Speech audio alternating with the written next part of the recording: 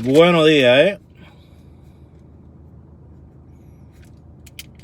Muy buenos días a todos. Vamos a hacer esto fácil y sencillo como venimos haciendo hace 2 semanas que empezamos, ¿verdad? Con esto de nuevo, los pronósticos por acá para el nuevo canal. Recuerden suscribirse al canal. Hoy estamos a 26. Tengo la garganta un poquito reseca. Estamos a 26. Y hoy lo que vamos a hacer es que vamos a tener...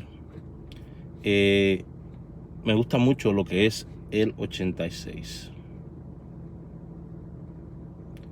El 86 me gusta mucho. Ok. Ayer tuvimos premio de nuevo con el 01. Tuvimos más premios ayer también. Así que,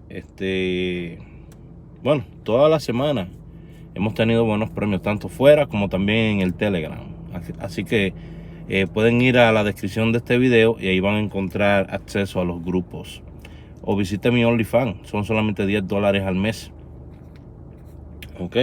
Ahorita mismo recibe acceso gratis por 3 días cuando te suscribes a OnlyFans. Viene acá. Vamos con el 86. Me gusta todavía ese 82-28. Todavía me gusta. Ok. Y hoy fecha que es 26.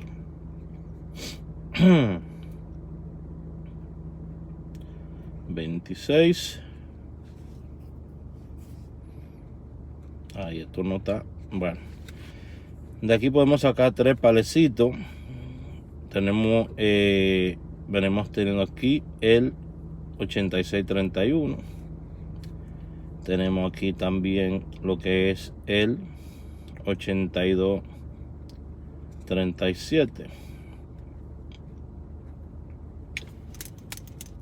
El bolívar fuerte no quiere escribir.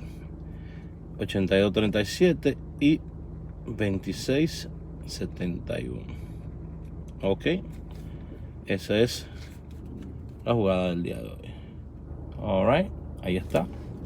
Estas son las jugadas. Y estos son los pales. Dios me lo bendiga a todos.